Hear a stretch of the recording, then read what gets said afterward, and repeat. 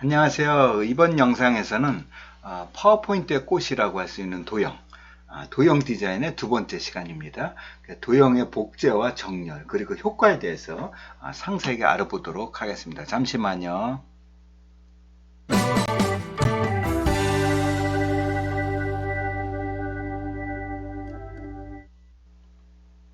바로 전 영상에서는 도형의 아주 기본 중에 기본을 6가지에 대해서 말씀을 드렸고요. 이번 영상에서는 도형 효과와 복제, 정렬에 대해서 한번 상세하게 알아보도록 하겠습니다.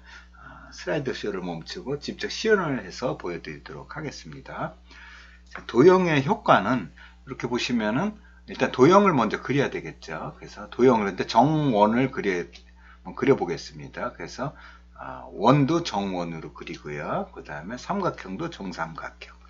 별도 하나 그리겠습니다. 자, 그럼 우리가 도형을 보시면은 여기 보면은 도형 효과라고 있거든요. 그래서 우리가 이제 갔을 때 요 삼각형 화살표죠.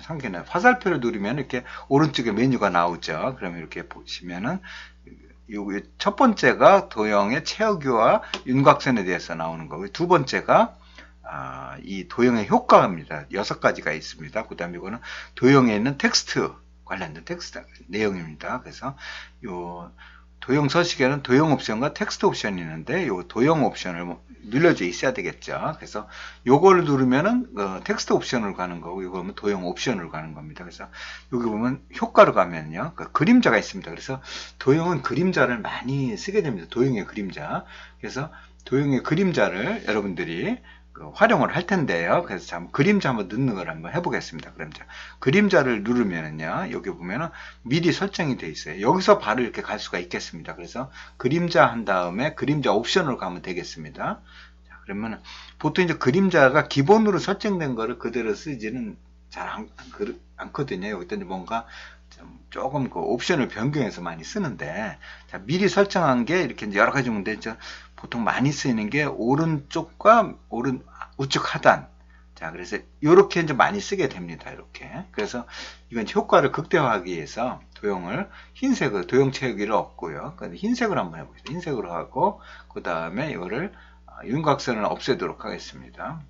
자, 그러면은 이렇게 나타나죠. 그래서 이게 만약에 도형이 그림자가 없다면 어떻게 되겠죠? 그림자가 없으면 아무것도 없어 보이죠. 근데 이거를 여기다 이제 그림자를 줘서 좀 뛰어나게 보이도록 하겠습니다. 그래서 그림자를 첫 번째 넣고요. 여기서 투명도를 이걸로 해서 더 진해지죠. 더 진해지는 걸 알 수 있겠습니다. 흐리게를 넣으면 어떻게 되죠? 자, 이렇게 퍼지는 걸 알 수 있습니다. 흐리게 되면 점점 더 많이 퍼지죠. 그래서 이거를 만약에 사진이 있다면 이게 확 뛰어나왔죠. 한번 사진 한번 갖고 오겠습니다. 그래서 이런 거를 하나 갖고 와서요. 좀 작은 걸로 한번 갖고 있습니다. 여기서 바로 직접 복사를 해서 붙여넣기. 붙여넣습니다. 그러면 요거를 맨 앞으로 오기. 그러면은 이렇게 하면은 이게 만약에 그 도형에 그림자가 없을 경우에는 이게 입체적으로 보이질 않죠. 입체적으로. 근데 도형을 여기다 만약에 그림자를 넣어서 그 다음에 투명도 조금 진하게 하고 흐리게 하면 어떻게 될까요? 이게 좀 이렇게 좀 입체적으로 그러면서도 확 뛰어나는 걸 볼 수가 있겠습니다. 그래서 이렇게 보시면요, 확 뛰어나서 이거를 흐리게를 점점 할수록 점점 퍼지는 걸 나타내죠. 그러면은 이렇게 하는 것보다는 이게 좀 입체적으로 보기 위해서는 간격을 좀 주는 게 좋겠습니다. 간격을 한번 볼까요? 그래서 간격을 이런 식으로 만약에 간격이 된다면은 이게 확실히 입체적으로 보이는 거가 더 확실적으로 이제 보일 수가 있겠습니다. 이렇게 이런 식으로요. 그래서 요 그림자는 여러분들이 요 5가지를 크기는 보통 이제 건드리지 않고요. 각도도 이제는 처음에 우리가 지정을 했죠. 각도가 미리가 이게 이제 각도 지정한 거거든요. 근데 여기서 각도를 예를 들어서 이걸 이런 식으로 하면 이게 이제 360도 도는 걸 알 수 있겠습니다. 자, 이렇게 각도를 해서 이거를 간격을 더 클수록 오른쪽 밑으로 이렇게 떨어지는 걸 알 수 있겠습니다. 그 다음에 흐리게를 더 이제 할 수 있고 투명도를 좀 더 약하게 하면 더 이런 것들을 적절히 조절하면서 여러분들이 조정하면서 그림자를 넣는 거를 자 이렇게 사진일 경우에는 이걸 복제를 할까요? 사진일 경우에는 여기서도 사진도 그림자 줄 수 있지만 그림 서식으로 가면 네 번째가 그림자 주는 겁니다. 이렇게 그림자. 기본으로 이렇게 그림자가 돼 있죠. 자, 그런 다음에 자, 이거를 여기 보면 서식 복사라고 있습니다. 자, 서식 복사를 한 다음에 갖다 놓으면은 원도 똑같이 모양이 있지만은 이 그림자에 있는 서식을 그대로 가져가고 윤곽선도 없어지게 되겠죠. 만약에 또 칼라를 넣었어요. 채우기를. 그러면 이걸 갖다 홈으로 가서 도형 복사 한 다음에 여기다 놓으면 어떻게 하죠? 빨간색으로 바꾸면서 그림자가 찍어야 되는 거죠. 그래서 이게 서식 복사가 있다라는 것도 여러분들 하나 잘 만든 다음에 나머지 것들은 또 계속 하지 말고 어떻게 하죠? 그대로 서식 복사하면은 그대로 이렇게 모양 가져가는 걸 알 수 있겠습니다. 자, 그 다음에 이제 자, 여기서 이제는 도형 옵션에 보면은 자, 그림자가 있고요. 그 다음에 반사가 있습니다. 반사는 자, 이렇게 반사하면은 이거 미리 보통 이 반사일 경우에는 이걸 조정을 별로 안 하게 되는데 한번 볼까요? 반사일 경우에는 요게 반사일 경우에는 사각형을 한번 볼까요? 도형 그 효과 보면 반사가 있습니다. 반사는 이런 겁니다. 그래서 요게 밑으로 바로 이어지는지 그래서 요거를 여기다 갖다 놓으면 이제 표시가 이제 많이 나겠죠. 그래서 도형을 효과를 반사 아래로 이제 반사시키는 거죠. 이런 식으로요. 그래서 이 반사를 많이 할 것이냐, 적게 할 것이냐. 이것도 이제 사진도 반사가 있겠죠. 그림 서식으로 가면 효과에 보면 반사. 자, 그러면 이렇게 이제 반사되는 걸 볼 수가 있겠습니다. 많이 하냐, 적게 하냐, 그 다음에 사이가 떨어지냐, 붙이느냐. 뭐, 이런 것들을 이제 하면서 반사하는 겁니다. 이것도 이제 가끔 효과를 볼 때 종종 쓰이게 됩니다. 반사. 그 다음에, 네온입니다. 그래서 네온은 그렇게 이제는 많이 이렇게 제가 이제 권고하지는 않는데요. 도형 효과 보면은 네온은 그래서 이제 이런 것들 바깥으로 이렇게 해주는 건데요. 이게 꽤 썩 좋은 그 디자인이 나오질 않거든요. 특별할 경우는 제하고는 이거는 그렇게 권하지는 않습니다. 그래서 이렇게 겉에가 이제 뒤에가 뿌여지는데요. 제가 네온이 있다는 거 이렇게 말씀을 드리고요. 부드러운 가장자리는 가끔 이게 쓰입니다. 그래서 부드러운 가장자리를 이렇게 보시면은 이제 요걸 한번 보시면 요런 식으로 되는 거죠. 자, 그래서 가장자리가 보통 사진에도 많이 쓰이는데 도형에서도 이걸 가끔 쓸 때가 종종 있습니다.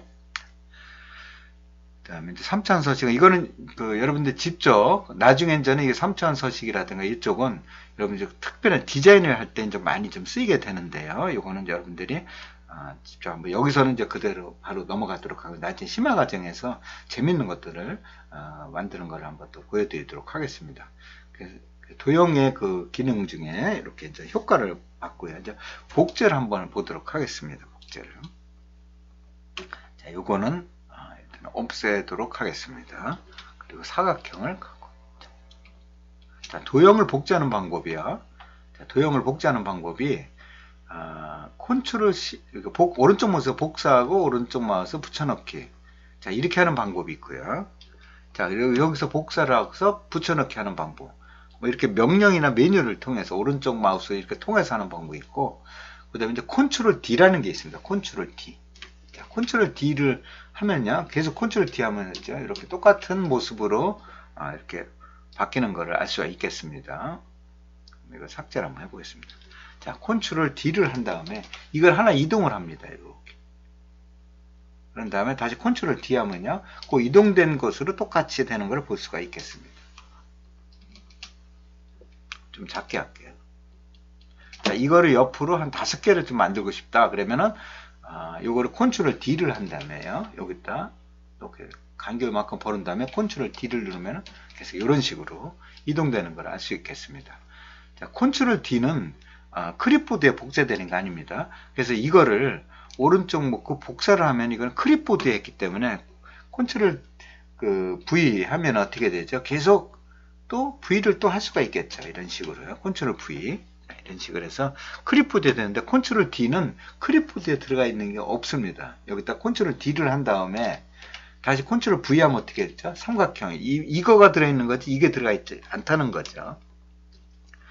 컨트롤 D는 복제인데, 그 다음에 컨트롤 누르고 이렇게 드래그를 해주는 겁니다. 되게 제가 제일 많이 쓰는 건데, 복제를 쓰는 방법인데요. 자, 그래서 드래그 하는 방법. 근데 이거를 아까 컨트롤 D에서 이렇게 오른쪽으로 똑같이 갔듯이 컨트롤 시프트를 누르고 컨트롤 시프트 누른 상태에서 당겨주면은 수평으로 당겨집니다. 수직 수평으로. 그냥 컨트롤 누르면 아무데나 당길 수가 있고요. 그래서 이렇게 필요할 때가 있겠습니다. 그래서 요거를 만약에 밑으로 당기고 싶다 선택한 다음에 컨트롤 누른 다음에 컨트롤 시프트 누른 다음에 다시 또 이렇게 다시 당겨주면은 이런 식으로 이제 다량으로 이거 전체를 다시 한 다음에 다시 컨트롤 시프트 누른 상태에서 당겨주면 다시 그 전체가 당겨지죠. 이런 식으로요. 이게 복제하는 방법이 이렇습니다. 복제하는 방법. 그 다음에 이제 아까 서식 복사는 좀 말씀을 드렸고요. 그 다음에 도형 정렬을 한번 해보도록 하겠습니다. 자, 여기서 도형이 이렇게 이제 여러 가지가 있다고 본다면은, 자, 요거를 선택을 다 한 다음에요. 선택을 한 다음에, 여기 보면 정렬이 있거든요. 정렬을 해서 맨 위쪽 마침, 그러면 위에다 이렇게 맞춰지는 겁니다. 이럴 경우가 종종 있거든요. 그 다음에, 예를 들어서 이게 좀 작게 하겠습니다.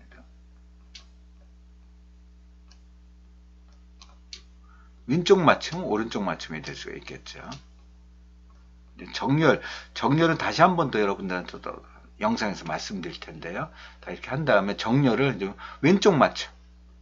이렇게 되는 거죠. 왼쪽 맞춤. 그 다음에 요거를 가운데 맞춤. 하나만 가운데 맞춤 하면은요. 정렬. 홈으로 가세요. 정렬을 가운데 맞춤을 가운데 맞춤. 그럼 여기 이 슬라이드에 가운데 맞는 거고요. 이거 중간 맞춤하면 또 중간으로 오게 되죠. 정렬해서 맞춤해서 중간 맞춤.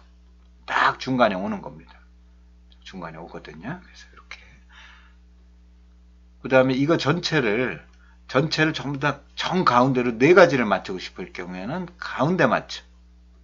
이렇게 정 중가운데만 이렇게 딱 맞춰지는 걸 볼 수가 있겠습니다. 그래서 정렬은 맞춤과 또 회전이 있겠는데요.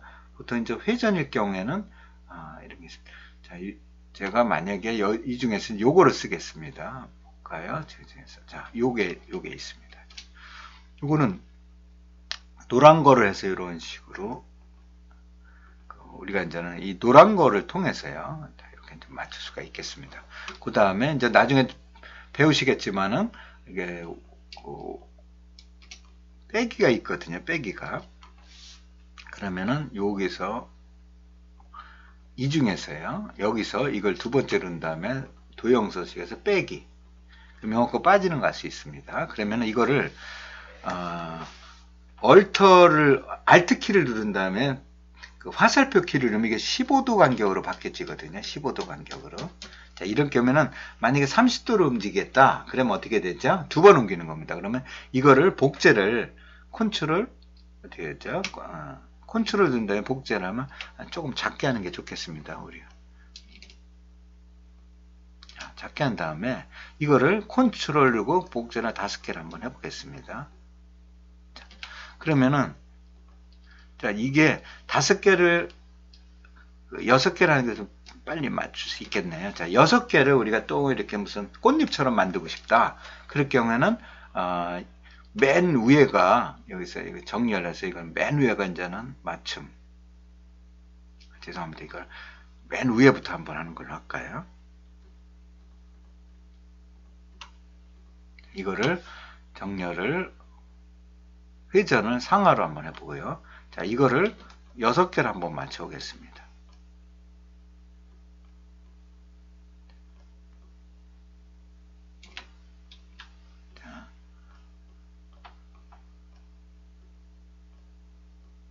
그럼 6개면 360도 나누기 얼마일까요? 360도에 6개라면 60도니까 15도면 60을 4번 움직여야 되겠죠. 이거를 4번 움직이면 60도 움직이는 거죠. 그래서 Alt 키를 누르고 하나, 둘, 셋, 넷. 요거는 8번을 해야 되겠죠. 하나, 둘, 셋, 넷, 다섯, 여섯, 일곱, 여덟. 자, 이렇게 되는 거죠. 그 다음에 요거는 자, 이거는 12번인데 이렇게 하지 말고 이렇게 하는 요령으로요. 자, 요거를 두 가지를 복제를 해서요. 자, 복제를 한 다음에 요거를 어떻게 하죠? 좌우로 바꾸면 되겠습니다. 회전해서 좌우로. 그러면 이렇게 되고, 요거는 하나 복제를 한 다음에 이거는 상하로 바꾸면 되겠죠. 회전은 상하. 자, 그러면은 이게 이제 이렇게 되겠네요. 죄송합니다. 자, 여기 그 다음에 요거가 어떻게 되지? 이쪽으로 와야 되겠네요. 이거는 좀 나중에 이제 심화 과정에 다시 한번 좀 하겠습니다. 제가 좀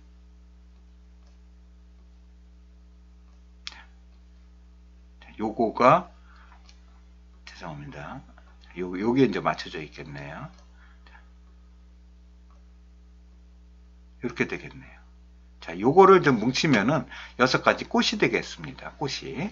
자, 이렇게 이제 점점 가까이 와서요.